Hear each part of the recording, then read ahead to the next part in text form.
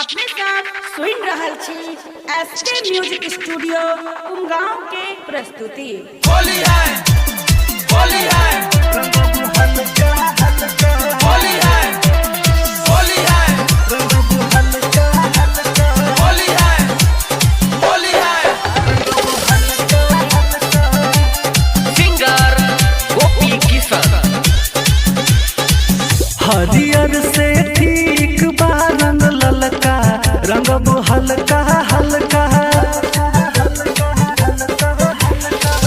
हरियर से ठीक बा रंग ललका, रंग हल्का हल्का। झूठो के कहा कर पिचकारिया बालम का लमका। झूठो के कहा कर पिचकारिया बालम का लमका। हरियर से ठीक बा रंग ललका, रंग हल्का हल्का। हरियर से ठीक बा रंग ललका, रंग हल्का हल्का।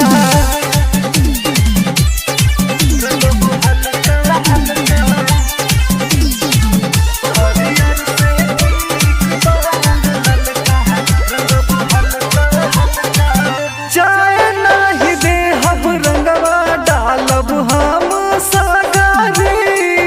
पर भाव खात बारू पेन के उजर घाघरी।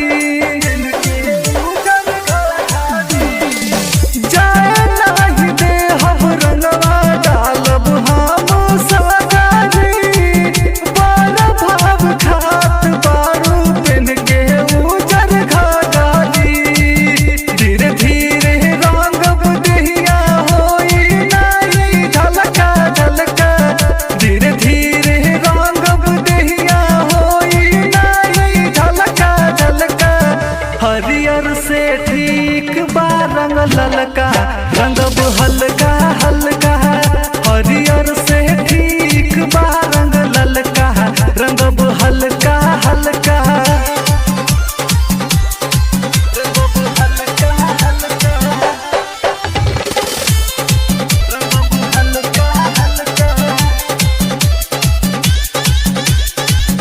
गोपी किशन के पूरा कदह तू मुराद हो।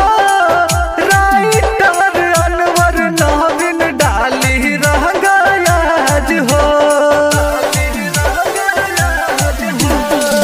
गोपी किशन के पूरा कदह तू मुराद हो।